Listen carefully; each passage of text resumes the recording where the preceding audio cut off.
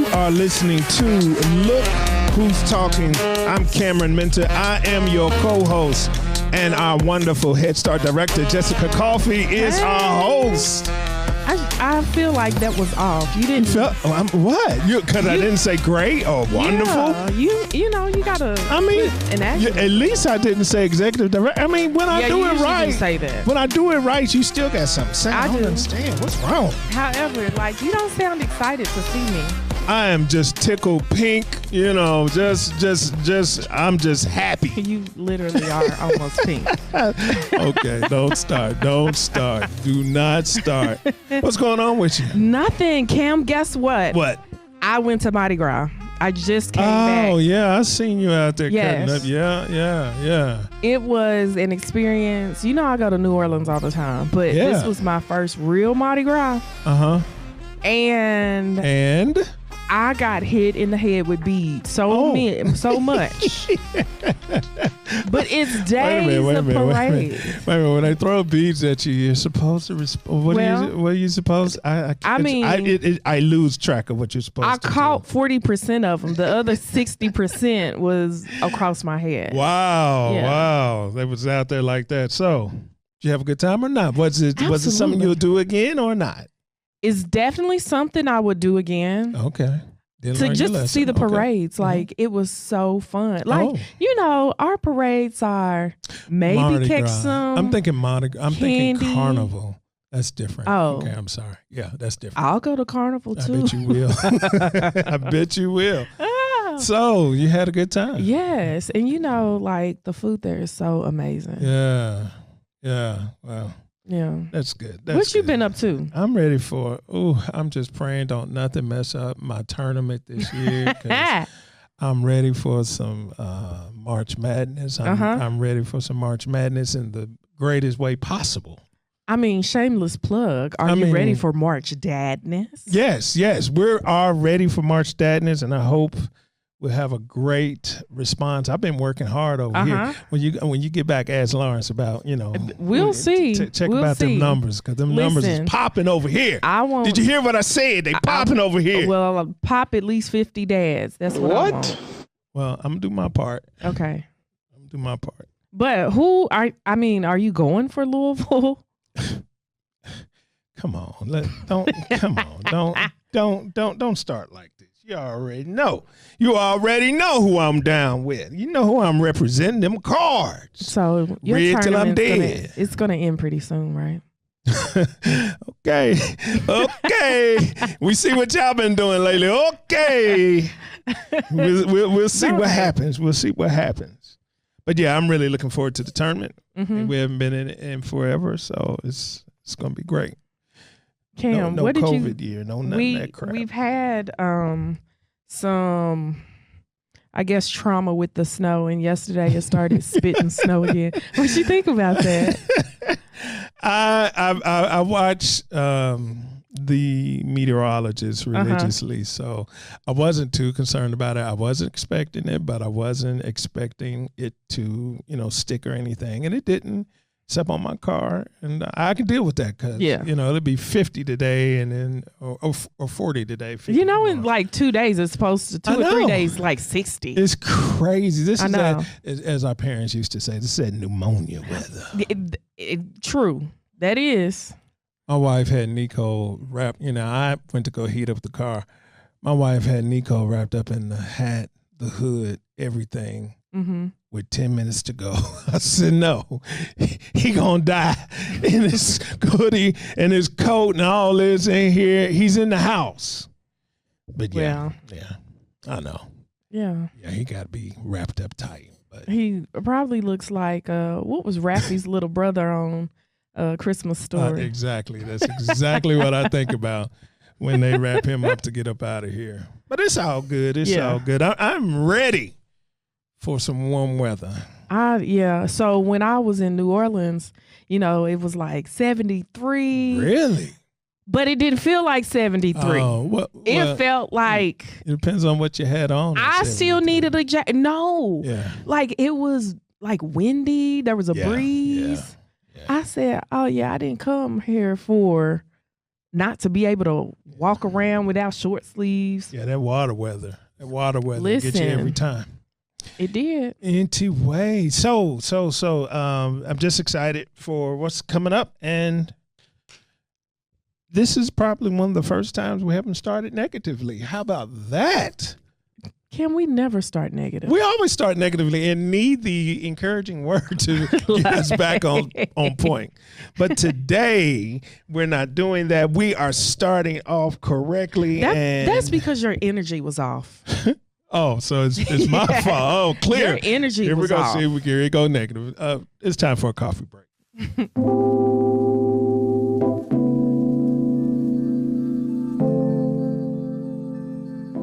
Okay, guys. So for today's coffee break, I want to say you never know how strong you are until being strong is the only choice you have. Ooh. What you got to say about that? Ooh, that's that back against the wall. That's that no other option. No other option. Yeah, that's a good. Think back to when your strength, really outshined what your mental was saying. A lot of people have not grown up in struggle. So when struggle comes, they freak out. They lose their mind. You know what I'm saying? But if you are familiar with that, then there's no other choice. We've got to go forward. We've got to press forward. So that resilience pops up in you. You know what I'm saying? So just sometimes we're pressed to our knees so that we can see up. And I love it when when you work out, you're breaking down muscle, right? Yep. You're breaking down to build it up. And that's sometimes where we have to go to. We have to be broken so that we can see exactly who we are and see exactly how we can shine. And I love the Lord, but the Lord will bring me up out of that mess. Okay. I think about when, sometimes you have mental struggles. Like I know that I could be my own worst critic. I could be hard on myself. But you said the key word was your mind to me. It's a mind. And if you keep your mind, that's right, in perfect peace. Come on. Okay. We'll just stop it right there. Yeah, but you know what I'm saying. I am excited today. Got a good old friend that's in the house today. What we talking about today? So today we are talking about father engagement with Mr. I'd call him the king of father engagement. Oh, please, let's not start early. Let him warm up. He's going to do all that to himself. The king of father engagement. When you hear father engagement, the first name you hear is David Cozart. Welcome to the show, DC. Hey, glad to be here. What is going on? Not much. Ain't nowhere to but down from here. So y'all have brought it way up to a throne, a king. I've never Listen. Every time someone says anything about father engagement, your name is the first name that usually comes up. But picture right there. Yeah. Right. Look up father engagement. David smiling. Yeah, I don't know. You can look up some other words that might be there as well. So it's good to know it's in that place. So, David, we have made some big moves this year within our Head Start program in making sure that we're getting fathers involved.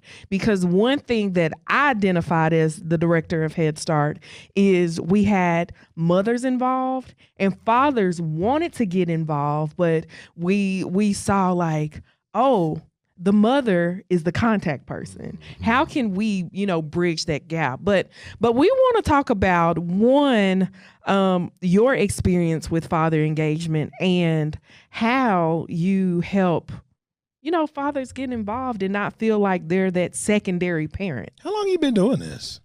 Yeah, so that king moniker that you put has less to do with my stature and more to do with my age and time. I've been doing this work right around 3 decades. Oh, and wow. so that's why folks would associate fatherhood with me, not because I'm the greatest father, not because I've done the greatest work, but probably just the longevity that I've been doing this for about 30 years. And started doing the work with an event up in West End, Douglas Park. In many ways, it's the impetus of anything that we've accomplished to this point. Good deal. That's good. So, just in case the audience don't know, you are a proud father. Is that correct? Absolutely proud father. I'm a proud father of 3. Father to Zachary and Destiny, who are 26 now, and Dalen, who's 21. Oh, you done told your age now. Yeah, ain't nothing wrong with it. I'm still here and glad about it. I'm G-Daddy. Come on. G-Daddy to Kalani and Legend. So, yeah, that is all right. Proud of them. That is all right. That is all right. Husband of one wife, Nakisha Cozart, and they've been on this journey with me. Yeah. Absolutely, absolutely. So I got one quick question. It's probably just a little bit off, but you have a softer spot in that heart for them G babies, don't you? Oh man, of course I do. That's why they call me. I know your kids are looking at you like, for real? You gonna let them get away with that? Hey, I still shake my finger at them, but yeah, for sure they bring out another part. Absolutely, chance to get it right. Absolutely, absolutely, yeah, absolutely. Chance to get it right. So what got you into this? I know you said that there was an event, but dealing with this population and dealing with this has to be rooted beyond an event. What sparked this interest in this pursuit? Yeah. So since you talked about this year, I started accentuating fathers, and because you realize that mothers were the point of contact. And I call that an epiphany. Many people have this epiphany about fatherhood, but I call it the conundrum of the epiphany. Because quite frankly, the fact that Head Start is needed and that you have hundreds of children upstairs, we should know, if we know anything about the birds and the bees, that daddies have been around. Absolutely. Because babies don't be here if fathers are not here. What? Mothers are here. It's just that the way we've approached things and the way circumstances often are in the populations we serve, the father may be absent. Hear my language, absent, not child fatherless. That's significant to us in this body of work. So what got me started, it was an early epiphany that when I was seeking to be a community organizer, when I was working at Earl C. Clements Job Corps over 30 years ago with youth from across the world, noted that most of them came from father-absent homes. When I was an assistant director at a maternity home over on 4th Street in Lexington, Kentucky, working with teen unwed mothers from 13 to 45, I noted that they often came from father-absent homes themselves, and working with them as mothers, the fathers were often not engaged. And then I started doing the research and found that any negative life outcome and that you wouldn't want happening to your child or folk you care about, and many social determinants of outcomes were related to father absence. And I said that is a root cause, and we began doing the work around fatherhood and trying to get fathers more engaged in a healthy way. That's great. I mean, and it's much needed, it's much appreciated, and a lot of the things that you have been a part of have lasted. And there's been several people that have started different things and it falls off and it doesn't keep that momentum. But when I see what you're doing, it's continually moving, it's continually growing, and that's a tribute to you as well for the. I like to say that it's beyond a job. You know what I'm saying? A lot of us, when we do this type of work, it's not the paycheck that keeps us going. It's got to be something else. It better be because the paychecks ain't that good. Right. I mean, you know what I'm saying? It's nonprofit work. It's a mission. Many will say a ministry, and it's something that fortunately, however, it brings joy. And I've been around long enough to know that paycheck ain't the only thing that brings joy. and been around long enough to see some impacts and some things circle back around. And so I'm thankful for the work. Well, that's awesome. We're going to keep talking with David Cozart. We're going to take a commercial break. But, David, we want to talk about some things that are coming up, how we are engaging men in our community. Let's do it. You are listening to Look Who's Talking with David Cozart.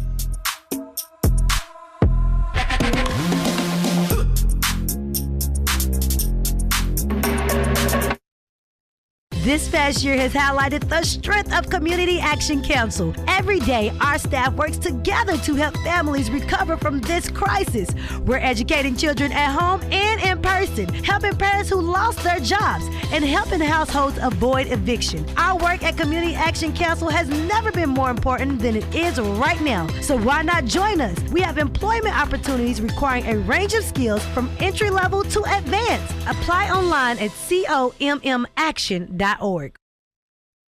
Community Action Council's Head Start programs are now enrolling for the 24-25 school year in 15 counties, including Lexington. Head Start offers high-quality early childhood education for qualifying families with children between the ages of 6 weeks and 5 years old. Spaces are limited and filling up quickly. So, to help ensure your child receives the Head Start Advantage this year, start your application today by calling 859-233-4600 or go online at comaction.org. That's COMM action.org.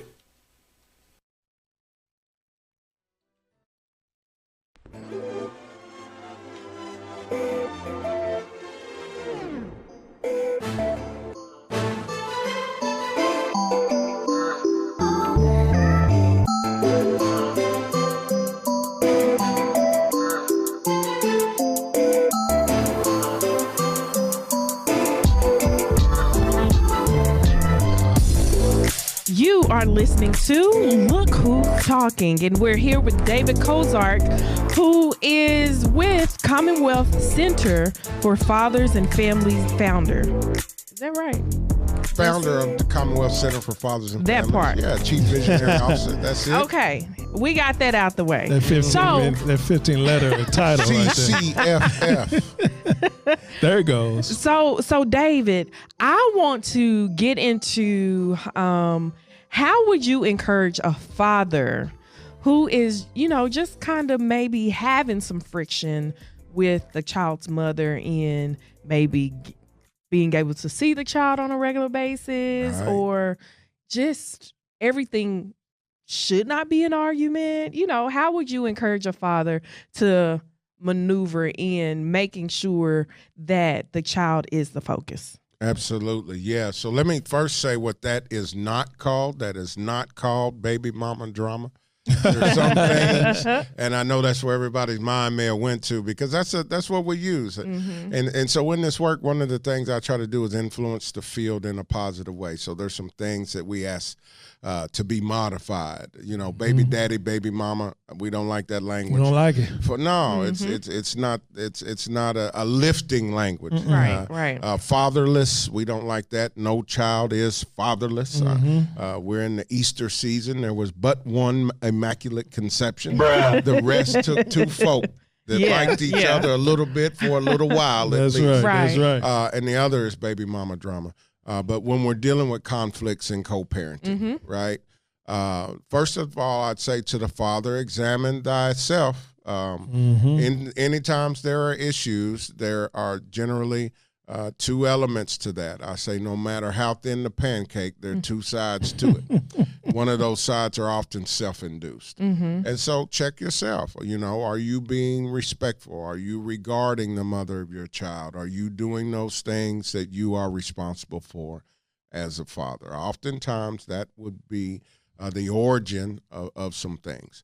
But there are things that are beyond self-induced for fathers. There are things that are beyond fathers' control. And oftentimes, because we're in a very matriarchal human service system, a very matriarchal court system, and when it comes to custody and parental rights, fathers are oftentimes undermined. And that sense of powerlessness is challenging, particularly when it comes to a child that father loves and has a hole in them shaped like that. And so you have to temper your emotions, but the advice I give is you have to continuously communicate with them in such a way that you are going to get the result you're seeking. And that result is you spending time in a constructive way with your child. But gatekeeping is what that is often called, the piece about mothers when they don't want that child around the father.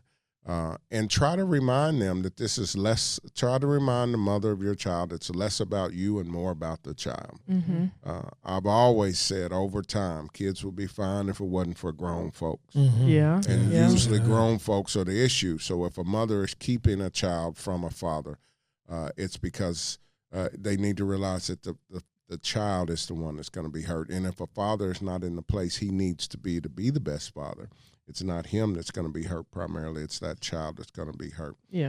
Sometimes we need mediation because folks, just because they've had a baby together biologically or physiologically, does not mean they need to be together socially. They may not be. I'm not a shotgun wedding guy, right?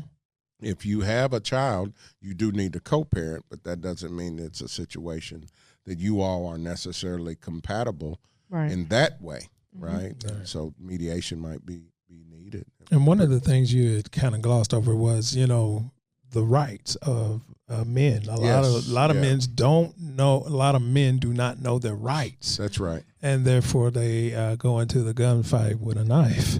And so it's important for you to understand that regardless of the relationship with the young lady, you have rights. Absolutely. So I started the way I did because I try to keep the municipalities and folks out of it. If we could be civil as mothers and fathers, a lot of times we don't have to get other systems involved.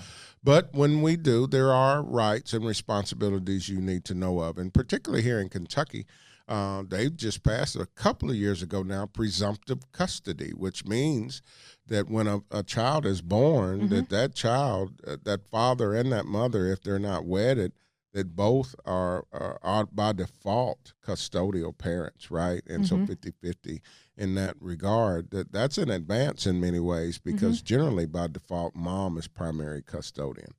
But in this presumptive custody legislation, the mother and the father are equally equal parental rights, whereas previously that father would have often had to get some litigation to get his visitation and other things. The other thing people need to know from a law standpoint is that while we do absolutely know that children cost money and there's an economic impact, fathers need to be economically involved. We know that, but we teach, and I believe it, and know it's the emotional involvement that breaks any of the social determinants. So I want folks to be more concerned with daddy's time than daddy's dime. But folk need to know that visitation with your child is not contingent upon you paying child support. You should pay child support, but your visitation is not contingent upon that. So folk like, oh, you don't get to see your baby because you're not paying child support. Well, that's actually not the law. That's not the way it is. Oh, wow. Even though that's the way it manifests sometimes, even in many courthouses. That should not be the case. So those rights, thank you, Cam, for bringing that out. Folk need to know that.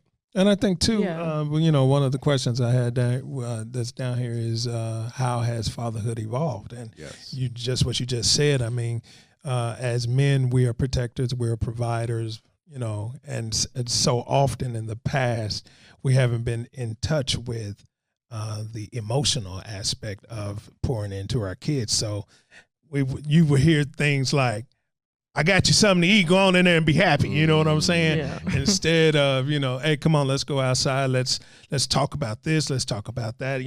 Let's get involved. But I think that's one of the ways that fatherhood is evolving, being more in tune with those other aspects that are needed for a child's development besides the dime. Absolutely. There are those psychosocial components that the father brings explicitly. And again, fatherhood is not contradictory to motherhood. That's got to be a message that's known. It's complementary. It's complementary, not contradictory. And so fathers, we have an exercise with that, Cam and Jessica, that most good fatherhood curricula will have. List the characteristics of a father, and that's where they start. Bring home the bacon, right? Protector, provider. Go through the entire list. You will seldom see nurturer, love. That's part of the evolution. Absolutely. We're finding that part of the father showing that nurturing element to his young men helps them adjust and helps them be more empathetic.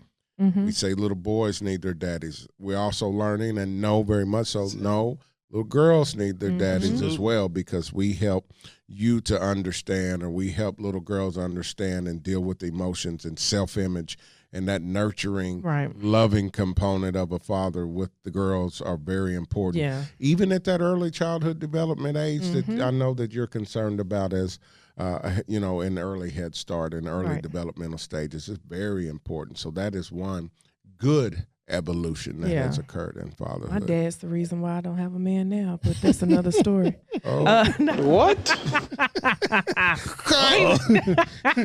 He was great. No one compares. But I want to get into what are some of the things that CCFF is doing? Like 2 F's. 2 F. CCFF. Come on. Yes. What do you have coming up? Oh, we're always doing something, right? So know that CCFF is less of a direct service delivery organization. So that's a clarification we have to make. Our doors don't swing every day with fathers. We're more about policy and advocacy, raising awareness. Like we do professional development. If you want your early childhood development teachers to learn how fatherhood impacts child development, we have folks online that can, or on deck that can do that professional development. Raise that awareness. We look at policies that might be counterintuitive to healthy family formation through policies that may not be father-centric or father-inclusive. We do an annual summit that we first at one point was statewide. Now we're also doing it regionally. Now, the closest thing we have to direct service delivery, however, is that we do distribute capacity building mini grants. So folk can do the work in their centers, projects, and in their centers or in their agencies or in their faith-based organizations or in their community or in their club that are focused around fathers. Yeah. So we help build their capacity to do that. In fact, CAC has been one of our many grantees over time. And the other thing we do that looks like direct service delivery is the KY Dad Academy, which is a short-term, it is a 6-week, 10-session training intensive, like a fellowship that we do with 15 to 20 men at a time per cohort, to increase their capacity to be a better husband, better father, and better citizen. And so we want ambassadors out across the state that are doing this work, that are working with their local cabinets and DCBSs, that are working with their county attorneys, that are working with community to build up fatherhood. Yeah. And so coming up, we've got a KY Dad Academy kicking off. We're actually now afforded resources to be able to do regional, what we call KY Dad huddles. And those KY Dad huddles in regions will then build up into KY Dad Academy at the state. And we're going to have, before long, we're going to have great capacity in men that have been trained in this continuum of care to help propagate fatherhood across the state. And we also have a mini grant that, it's March right now. We have a mini grant application that is out even now across the state that we would love for folks to apply for. Those are read by reviewers outside of our organizations objectively, so we can get some programming out in the state and help increase the capacity and keep pushing this wagon up the hill. Good deal. So are you all doing like a fatherhood summit or anything like that? Are you all connected with that or any way? Yeah, we're connected for certainly. So in partnership with the Cabinet for Health and Family Services and the community agency and program providers that are part of our network, we, for the last 6 years, have done a statewide summit. Been here in Lexington. Well, a couple were in Frankfort. And then here at Lexington at the Campbell House last year, it's generally in October. We had over 300 people in attendance from across the nation, quite frankly. Oh, wow. To raise awareness in various fatherhood-oriented subject matters. We are moving to doing that every other year, but in the off year, we're doing regional symposiums. And in fact, in April 25th, we will be in Western Kentucky in Hopkinsville, a.k.a. Hoptown, right on the Tennessee border down there. We'll be doing a Western Kentucky symposium. This summer, we'll be in Louisville doing a symposium in Louisville. And in the fall, we're going to do an Eastern Kentucky symposium. So you're going to be busy. You're going to be busy. You know, there's one aspect that I wanted to hit before we get up out of here is fathers don't always look alike.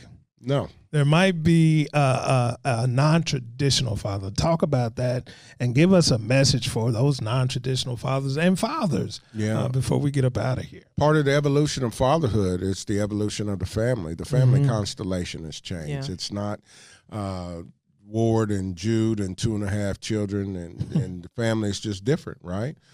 For different folks, different populations. But most of the research is around biological fathers and the impacts of their absence. But we also know that when that male model, whether it's an uncle, whether it's a grandfather, whether it's a mentor, they can have similar positive impacts if they're there consistently and responsibly in the life of that child, helping mitigate poor behavior in school, helping mitigate teen pregnancy, helping mitigate poor self-image, helping mitigate childhood obesity. Those things can occur as well. And I know you here in Head Start, when you have events, you often say fathers, but you also say the man or donuts with dudes, different people, so that we're not typecasting and ruling out fathers.